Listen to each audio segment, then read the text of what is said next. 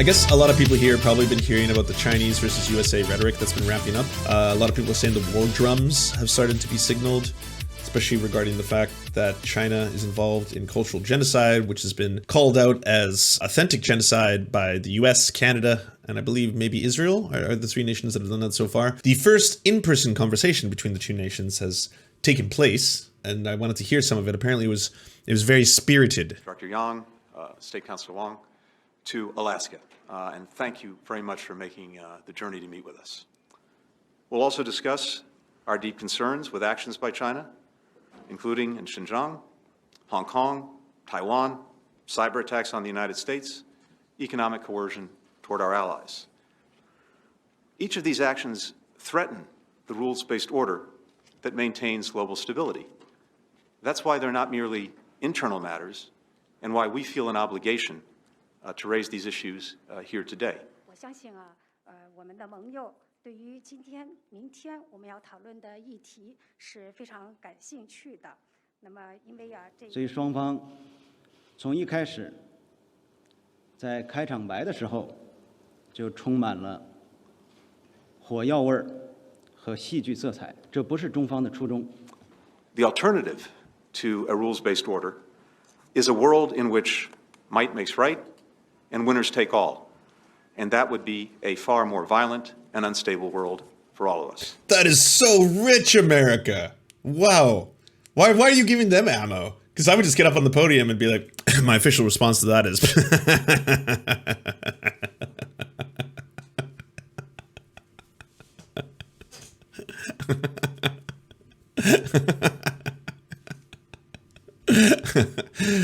Oh, you weren't joking. Oh. Weird. 但美方在先致开场白时严重超时，并对中方内外政策无理攻击指责，挑起争端。这不是待客之道，也不符合外交礼仪。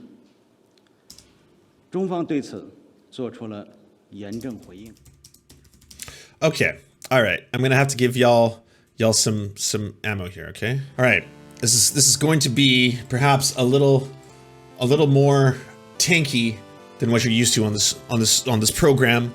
I know I'm going to get levied with the charge of tankiness right now. People are going to say that I'm defending the Chinese regime, or I'm defending the USSR against the glory of the American empire. And trust me, I'm not here to take away your glorious imperialism. For any of you, if you worship the flag every day, if you give the Pledge of Allegiance every morning, and you wake up and you literally cry red, white, and blue, you should get that checked out. It's weird. You shouldn't have colors coming out of your eyes. But if that's not the case, you might be interested in what I'm about to talk about. So this is going to be neat. So first, let's listen to liberals be liberalizing a little bit. And finally, new rule, you're not going to win the battle for the 21st century if you are a silly people. And Americans are a silly people. That's the classic phrase from Lawrence of Arabia, when Lawrence tells his Bedouin allies that as long as they stay a bunch of squabbling tribes, they will remain a silly people. Well, we're the silly people now. Do you know who doesn't care that there's a stereotype of a Chinese man in a Dr. Seuss book? China. All 1.4 billion of them could give a crouching tiger flying fuck.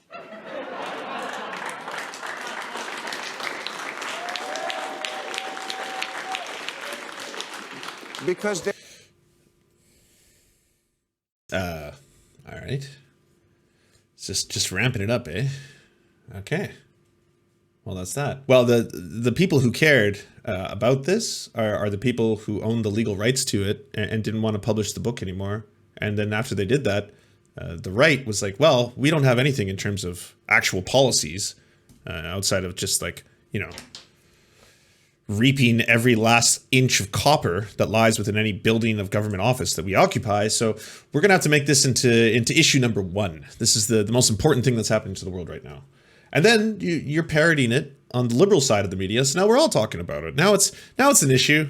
Not all the other problems, you know, not the 600,000 dead Americans or the 1 in 5 Americans who has COVID. None of that's going to matter. Or the entire 40 million Americans who don't have jobs right now. Or the incredible housing crisis that's going to happen in terms of everyone being able to pay rent once the moratorium wears off. All of those are kind of just distant memories. But we are going to talk about this and publishers not wanting to publish their own books. They're not a silly people. If anything, they are as serious as a prison fight. Look, we all know China does bad stuff. They break promises about Hong Kong autonomy, they put Uyghurs in camps and punish dissent, and we don't want to be that. But it's got to be something between authoritarian government that tells everyone what to do and a representative government that can't do anything at all.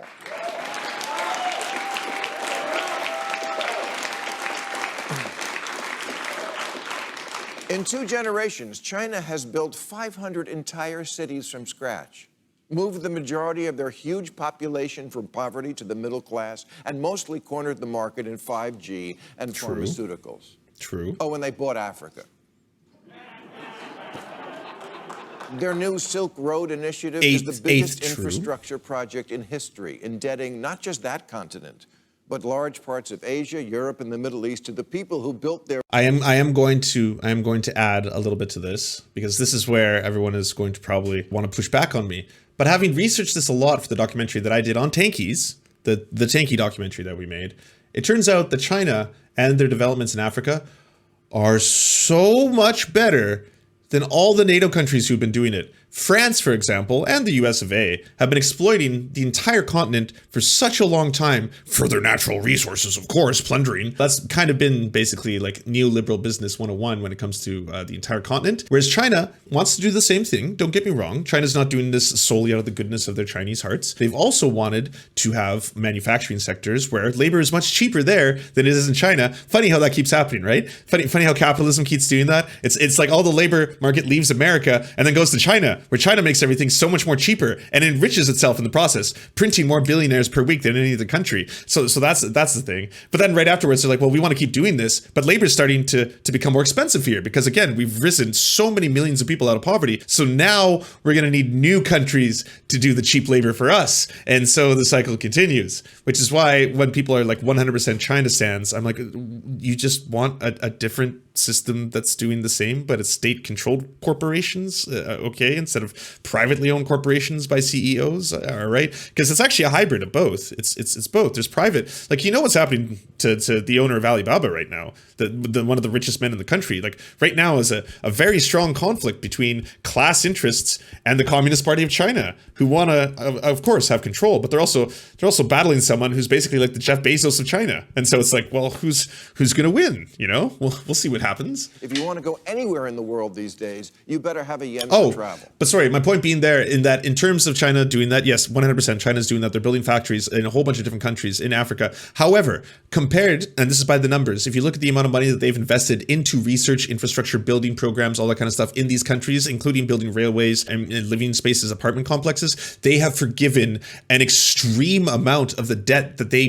brought upon those nations. Not like the other countries within NATO. They have, I know, everyone's going to be like, Lance is a tankie now, but this is just the numbers. When I was researching the raw numbers, like they are actually forgiving an outrageous amount of that debt. That's not something that you can say about the other countries that just purely exploit these countries. And I'm not saying this is right. I'm not justifying what they're doing. And by the way, with the side that tankies usually forget is that not only are they, exploiting a lot of these countries for cheap labor, they're also building a lot of these factories over farmlands, and the farmers are getting pushed out of those areas. That is also true. There's also a military base. The first military base on Africa, the continent of Africa, built by the Chinese, now exists. So that is something else that they're replicating the American model in. They're way behind. America has about 700 to 800. We don't know because we don't have an official number on how many international military bases they have, but they're winning. So don't worry, America. You got 700 to 800 military bases. You're doing just great, all right? You're doing just fine. In China alone, they have 40,000 kilometers of high-speed rail.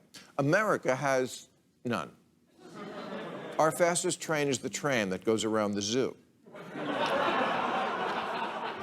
California wanted to build high-speed rail. Sebastian, I would welcome a Chinese military base that gives me some protection against the U.S. invasions. Yeah, true. Fair point. Connecting the entire state, but alas, could not. We're $6 billion in the hole just trying to finish the track connecting the vital hubs of Bakersfield and Merced. One small step for nobody. This is so painful. What's also weird about this is that, like, it's not just him in the audience. Like, the guests have to sit beside him while they're waiting for this and be like, oh, yeah, no, another triumph, another bill. Can we tip your writing staff? I want him to get to the crux, though. And don't get me started on my solar hookup.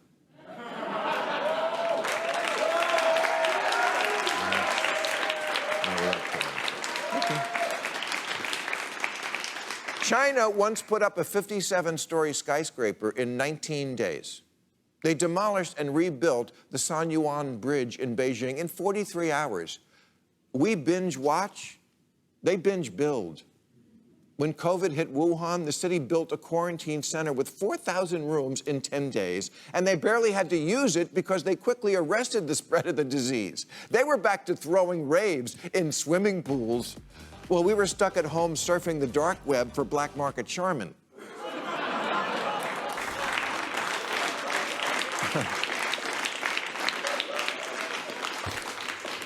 We're not losing to China. We lost. The returns just haven't all come in yet.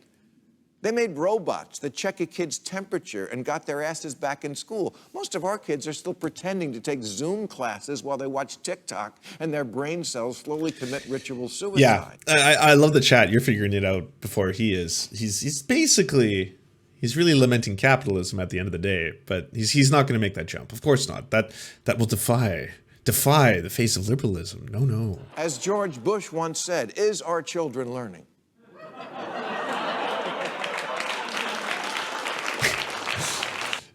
Why are you laughing?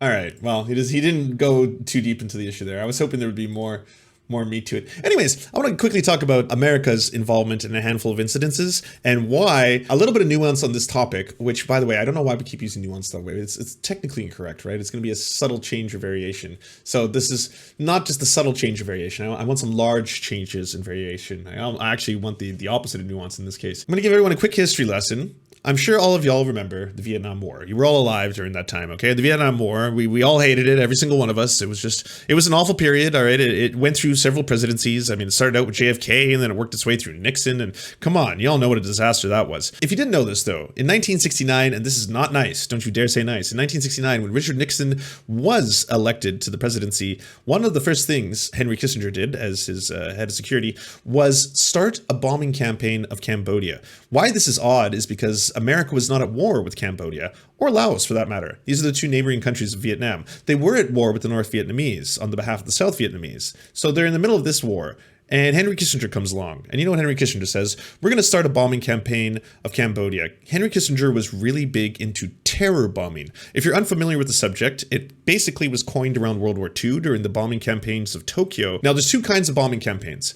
When the Germans were dropping bombs on Britain, this was the first time that it shocked the Allies to the core, because this was unheard of. These were German planes. They were supposed to be, again, civilized white people. This was white versus white. So these were civilized white people who were dropping bombs on Britain, and they're killing women, children, civilians. All of a sudden, they were like, this is wild. It was deeply, deeply troubling. And so, of course, they returned in kind, and they started bombing Dresden. And then, of course, we have the bombing campaigns of the British, the bombing campaigns. This extended, by the way. So when the bombing campaigns are being done to you, all right, this is a campaign of terror. Whereas if you're doing them to them, it's strategic. It's completely different, even though it's the exact same thing. And the United States did it very effectively to Tokyo. Before the United States dropped the 2 nuclear bombs on Tokyo, they were just doing a whole lot of bombing. They just fucking loved bombing. It was also known as the Paper City at the time because so much of it was made from paper, tatami mats, tatami walls, tatami boards. So of course, all of Tokyo was in flames, including people's flesh and skin, children, civilians, everything. They were doing this. The bombing campaign was wild. Richard Nixon comes in. Henry Kissinger starts the bombing campaign of Laos. About 100,000 women and children are murdered by American bombs, not by, like, you know, this is something that happens in the abstract and this is, they may have been killed by any. No, American bombs kill about 100,000 women and children, civilians. One of the worst tragedies to ever befall the region. It would be historically the worst thing that's ever happened to the region if it wasn't for what happens next. The United States continues its bombing campaign for years. In total, the United States drops on all of Southeast Asia 6 million tons of bombs on Southeast Asia.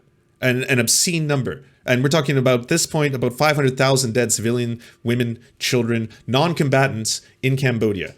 The chaos that comes from this leads to the rise of the Khmer Rouge. The Khmer Rouge, led by Pol Pot, becomes one of the worst dictatorships in human history that leads to the genocide of the Cambodian people, which leads ultimately to what we now know as the killing fields, which is probably some of the darkest stuff that's ever happened in human history. The killing fields of Cambodia, if anyone's ever attended to them, even I've heard this said that if you're the most cynical of people, you could be the most cynical person on the planet. When you stand there and see the endless rows of human skulls and bones that have been the result of the Khmer Rouge's evil, brutal dictatorship, you can hear the sounds of children screaming. Like, that's how harrowing the whole thing is. Anyways, the reason I bring this all up is, how did it start? What was the reason for the United States joining the Vietnam War? Because it had to have been honorable. It had to have been an honorable reason. There had to have been a reason because Congress signed off on this one. This is one of those wars that was done the right way. Congress signs off on Vietnam. So let's learn about the Tonkin incident. The Gulf of Tonkin Incident, 1964, the Vietnam War. The Gulf of Tonkin Incident, or the USS Maddox Incident, is the event responsible for America's entry into the Vietnam War. Vietnam was divided into halves, North and South, ruled by separate regimes, but the United States were concerned that Ho Chi Minh and the Communists would win the upcoming elections and were determined to stop the spread of communism. U.S. military involvement, however, had been minimal until 1964. President Lyndon B. Johnson had been training South Vietnamese mercenaries, sending them into North Vietnam to carry out acts of sabotage and gather intel. On July 31, 1964, South Vietnamese commandos had attacked North Vietnamese targets in the Gulf of Tonkin. On August 2, 1964, American naval destroyers had moved into North Vietnam waters to gather intelligence on the enemy's naval strength. The USS Maddox was nearing the mouth of the river Delta when Captain Herrick noticed that they were being followed by North Vietnamese torpedo boats and had intercepted communications of their intention to attack, so he fired 3 warning shots. The USS Maddox was then fired upon by the enemy torpedo boats.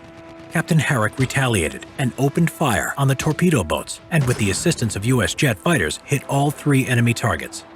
The enemy boats had fired their torpedoes, but they all missed. The USS Maddox then retreated back into international waters. 2 days later, a second patrol was launched into the Gulf of Tonkin by the USS Maddox and the USS Turner Joy, when Captain Herrick reported that they were again under attack. Secretary McNamara and President Johnson agreed that retaliation was needed and the expansion of the war was approved by Congress. However, so there you have it. That's it. That's the whole story. They were fired upon, and that was basically the provocation to become part of the war. And it was necessary at the time, of course. There was a whole bunch that was necessary. It has very little to do with France, and France's basically colonization of Indochina, whose name is derived from the fact that they were trying to coalesce their colonies together. It had nothing to do with that, or the fact that France wanted some of their colonies back. It was entirely because of this, and they were fired upon, and it's important that we remember this part in history. Herrick sent a later message claiming that he was mistaken about the attack, and that freak weather action may have led his men to overreact. Oh, fuck, I forgot to mention that part. Turns out none of it happened. It turns out it was waves. Turns out they thought the waves were firing upon them. So the actual reason was a lie. And when the president said it to Congress that was the reason why, that was a lie too. And Congress's approval on that lie was also the wrong thing to do because of the waves. Yeah. So again, everything I just mentioned, this was the provocation for the U.S. to enter the war. Now that's all a fucked up story. That's a very fucked up story. And you know, America has a history of these stories, modern ones that we've lived through, not that one specifically, but there's the false testimony about child incubators that led to George H.W. Bush's war in Iraq. I mean, Saddam Hussein, don't get me wrong, is a bad man, or sorry, was a bad man. Saddam was a baddie, but he used to be America's baddie. You know, for a while, he was America's good friend and ally. Most American baddies at one point are probably going to be either America's enemies or America's allies. But then they needed a reason to go in on Bush with the war in Iraq, and so there was a bit of a propaganda campaign involving false testimony.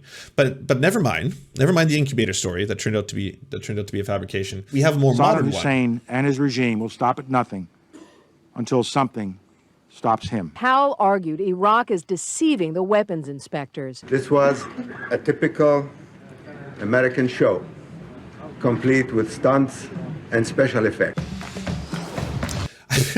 What, yellow cake uranium? What, you weren't carrying a whole bunch of that? Come on.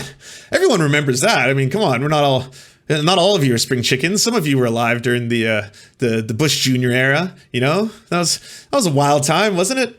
Wasn't it wild when they were all talking? I just remember post 9/11, everyone was kind of on board with the American agenda. Everyone kind of synced up. They were like, wow, yeah, that was horrible. You know, that was like, that just shook us all to our core. I didn't know this was possible.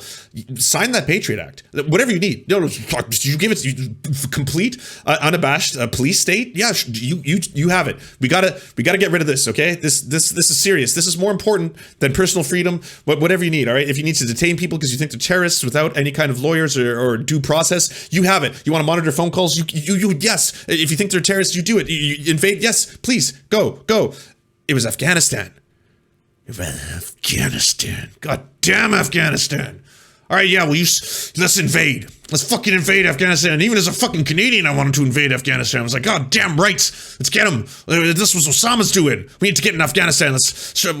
Every other nation that's ever invaded Afghanistan, even if they're superior in firing power, has never succeeded in overtaking the country completely. Just fuck that. No, get in there. It's Afghanistan, all right? Afghanistan, we need to do this. All of us. And then it slowly started to change into Iraq. That was weird. I remember, like, I'm not following all of this, right? So we're going from, it was Afghanistan, but what about the hijackers? Where were they? Where were the majority of them from? Saudi Arabia, our strategic ally that we sell all our weapons to. Saudi Arabia, but they all came from, and they may have been, so they may have had a large amount of funding directly from members of the Saudi Arabian government. But that money was being funneled into Pakistan, where Osama bin Laden and other people were plotting So maybe we should do something about Saudi Arabia. Oh, we don't want to do that. No, because the House of Bush and the House of Saud are kind of deeply connected with each other.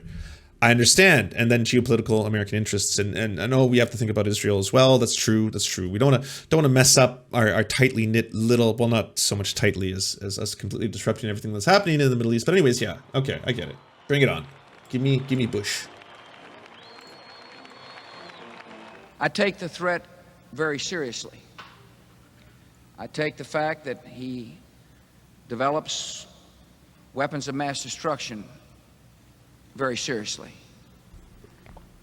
I remember the fact that he has invaded 2 countries before. I know for a fact that he's poisoned his own people. He doesn't believe in the worth of each individual. He doesn't believe in public dissent.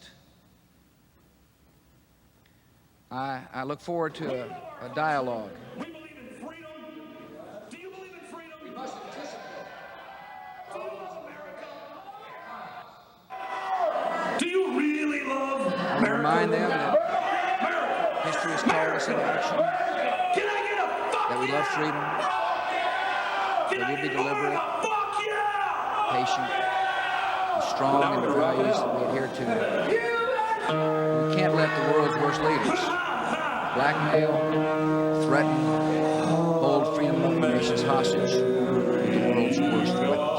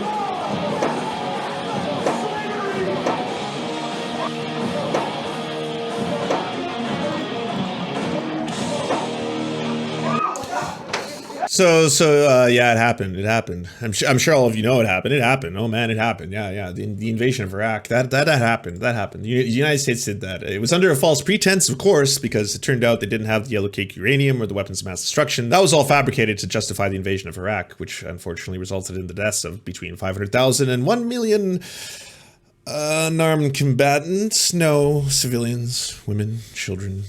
What usually happens in these situations. And it was absolutely devastating for the Middle East in a ton of ways. The power vacuum created ISIS, which then became ISIL, which then became a handful of other things. And they've been collaborating with other baddies, them's the baddies, and we're the freedom ones. The reason I bring all this up and this history of America and deceit and military aims is because oftentimes if you don't take a step back and you don't kind of really try and appreciate what's happening, you don't catch the manufactured consent, and it turns up quite a bit. It turns up quite a bit, and it's hard when you're caught up in everything, because if you didn't grow up where you were like old enough to care when 9/11 happened, you probably don't know what it was like to be in the atmosphere in North America during that time. But everyone's patriotism just ramped up so much, and everyone just got caught inside it, and it was just this hypnotizing Osama bin Laden is the devil, and America's about freedom, and it's about spreading freedom throughout the world. But what's neat about that is that's not new to America. Like America, not only imperialism, but American exceptionalism, that had been a thing for a very long time, especially post World War II. But saying it out loud, I guess, was a little bit new, right? They hate us because they hate our freedom. They're trying to take our freedom away, and that's why they hate us. It's because of the freedom. Now, today, the Washington Post has a blockbuster story, the results of several years of reporting and legal pursuit of government documents for the last 18 years. According to the government reports obtained by the Post, senior U.S. officials have been misleading the American public about the war in Afghanistan. John Yang has the story. Judy, it was called Lessons Learned, a project started by a special inspector general tasked with probing U.S. operations in Afghanistan. And those lessons tell a very different private story, one of misguided and fatal dysfunction, that violently contradicts with the narrative pushed by 3 successive presidents and their administrations. There has been a lot of progress since 2001. After all, girls are back in school. In pursuit of our core goal, we are seeing significant progress. Bush. I forgot about Bush. I forgot about Bushisms. I forgot about those. He would just let them slide all the time. He's such a little like cokehead jock. He's like, yeah. Girls have boobies. Yeah, girls have titties. Yeah. We'll see what happens, but we've made tremendous progress. The Washington Post waged a 3-year battle with the government to obtain these lessons learned. Craig Whitlock is the lead reporter on the story, and he joins us now from the Post newsroom. Craig, you read through some thousands of pages of these interviews. What was the big takeaway that you came away with? Just how blunt the people in charge of the war were about the failings of the strategy, about why we were there, about who the enemy was. One of the first quotes that leapt out at me was from Army Lieutenant General Doug Lute. He was the Afghan war czar in the White House for both Bush and Obama. And he said, we didn't have the foggiest notion of what we were undertaking in Afghanistan. We didn't know what we were doing. He said 2,400 lives lost were they lost in vain. When you see things like that from generals in charge of the war, they grab your attention. And you talked to a lot of these people who were interviewed. Did you get any sense from them why they were saying these things in private to these the interviewers, but why they weren't saying these things in public? You know, that's a really good question, and a lot of them haven't elaborated. I think what happened is these people were being interviewed by another government agency, and many of them had assurances that they wouldn't be quoted by name or that their comments wouldn't make it out without their approval. And the Washington Post took the position that these are public records. These are people, senior government officials, criticizing the war from top to bottom, that the public has a right to know that. So we've been fighting that for a long time, and we finally managed to pry a good number of them loose. But I think most of these people, they never thought they'd be quoted in public.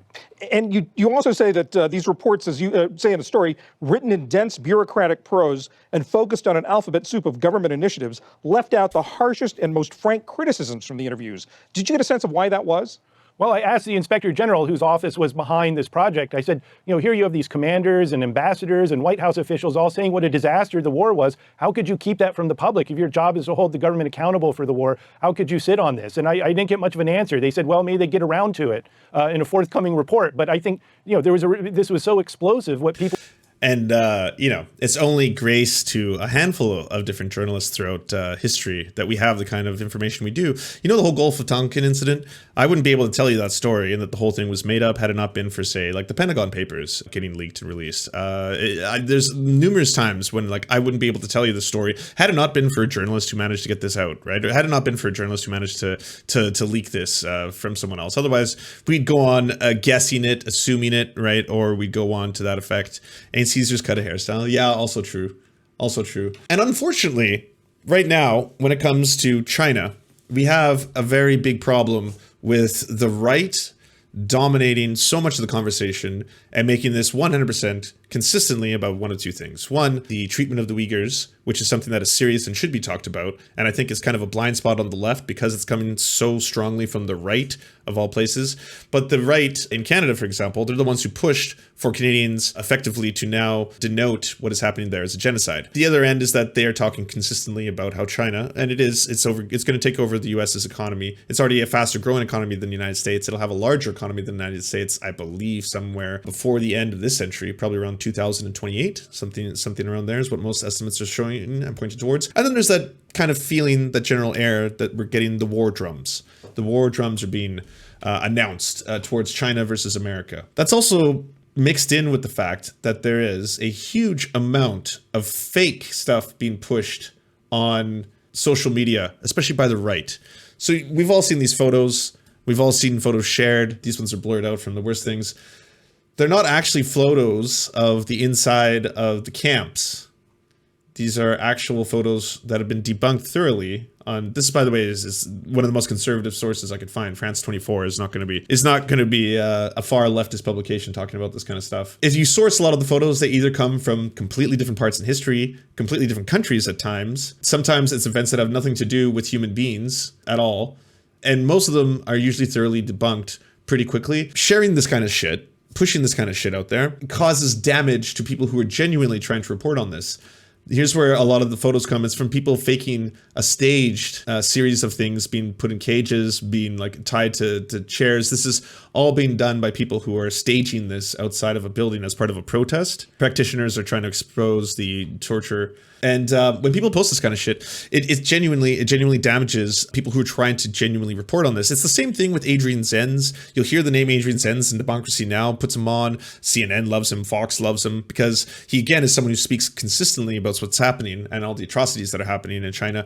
But he's also a Christian fundamentalist who is firmly militarily McCarthyist and anti-communist to the point of being a zealot, and do not ever take him seriously. No one should. It's unbelievably bad that he's used as a source because he's the easiest thing for anyone, including tankies, to debunk on the internet as soon as they see it. The truth of the matter is that there is 100% a cultural genocide occurring in that area right now. You can look at things like, my personal favorite is the Xinjiang documentation project from the University of British Columbia. I will share the link. But there's an unbelievable amount of first-hand accounts, and there's a number of different projects that are cataloging them. There has been, at this point, thousands of first-hand testimonies about what is going on in there. A cultural genocide, because we do the same thing in Canada, is different than an ethnic genocide in that we are trying to erase, effectively, indigenous culture from existing in order to migrate what they see as a problem. They used to call it the Indian problem in Canada, to migrate indigenous peoples into the general population by erasing their language, erasing their history, erasing their religion, erasing their names, effectively erasing their entire culture from the earth. That's why it's considered a genocide. It's a cultural genocide in Canada. Now that can overlap, as it does in Canada, with forced sterilization, which is more tantamount to real genocide, as well as other horrific acts such as brutal beatings, sexual assault, stuff like that, which has also been occurring in both cases. It's also occurring in China as well. For the large part, on a large scale, if you are trying to take hundreds of thousands of individuals and put them into training centers, which are also forced labor camps, let's be real, where a bunch of American corporations get their shit made. They actually tried to pass an act to ban American companies from getting the forced labor camp products, like, you know, companies like Apple from making their products in these camps, but they, you know, couldn't pass it because money talks. But at the end of the day, if you're doing that on a scale with hundreds of thousands of people, there's going to also be a whole bunch of terrible shit that goes on in that situation. There's no question in my mind that there's probably inhumane treatment of people. It's hard to tell because we're rarely allowed to see the inside of these facilities, right? But there's no question that it's inhumane. There's no question to me that it's that there's probably a combination of sexual assault, torture, and stuff being done. Because again, if you are taking hundreds of thousands of people and you're trying to reprogram them, that act alone is going to result in a whole bunch of human cruelty being enacted upon each other. That's just the reality of the situation. So if you want to learn about people's first-hand accounts, there's large cataloging timelines, key documents, glossary that go well out of the way of the Adrian Zen's right-wing conspiracy theory side of this. All this being said, though, between these two nations, is there going to be direct conflict? Is there going to be war? Because people ask me this a lot, and my answer is no. No, not just because of the debt. I know a lot of people like to bring up debt, but they don't usually bring up the fact that Japan owns more American debt than China does, for example. I don't think that's a reason. A much more important reason, all right? A much more important reason is the huge amount of exchange that is needed, that is dependent upon between the two nations. America is still the consuming powerhouse of the world. We're still, well, I say we, I'm talking about North America, but America itself is still one of the largest consumers of all of these products. It still has one of the largest consumer bases. Yes, American films are shown in China now because their middle class is enormous, but America still has an enormous purchasing power, which means they are dependent on buying cheap Chinese commodities, while China is dependent on them buying their cheap products. But not just that, it's ultimately what those in power want, right? What the elites want. What do billionaires in both countries want? Because in China, it's a combination of things. It's a state-controlled corporation, which is run by the CCP, which has 90 million members, of which the Politburo and those in charge at the very top are typically the ones making the decisions. So it's usually a very small minority making decisions for the majority, but it's a hybrid model. It also has a mixed market economy, and it also has private corporations, private banks, private energy sectors. I mean, the communal-owned energy sectors are much larger, and the banks are much larger in size, but the other side exists as well. And honestly, it doesn't matter where it's taking place.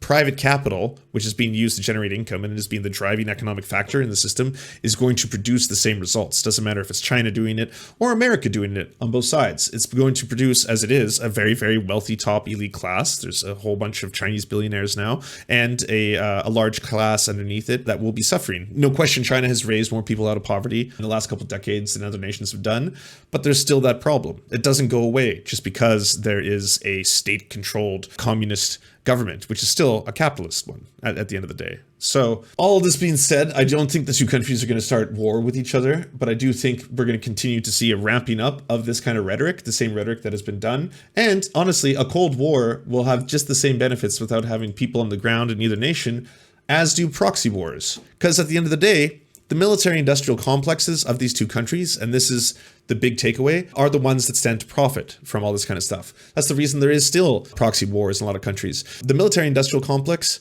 man, does it fuck over countries. It really does. And it doesn't matter where it's taking place. I saw some really wild stat about, I think Sweden, I want to say Sweden or Switzerland, hasn't actively fought in a war since like 1875 or something, and still produces weapons for the purposes of war that it wouldn't be making otherwise. The military-industrial complex refers to the interactions and interdependencies between weapons manufacturers, government, and the public. In theory, these interactions provide a more powerful incentive for arm manufacturers to produce expensive and possibly unnecessary weapons, who in turn sell them to the government, which then justifies the purchase of the weapons by going to war. These actions harm the public, both financially, because taxpayers pay for the weapons and the wars, and morally through the casualties of war and the normalization of violence as foreign policy. United States Dwight D. Eisenhower, formerly an Army general, coined the term and used it in 1961 in his farewell presidential address. If you haven't seen it, by the way, watch it. It's incredible. A huge monster in a lot of ways, but that farewell address is basically him realizing the monster he himself had created. He's sitting there and he's like, I see no greater threat to America and the future of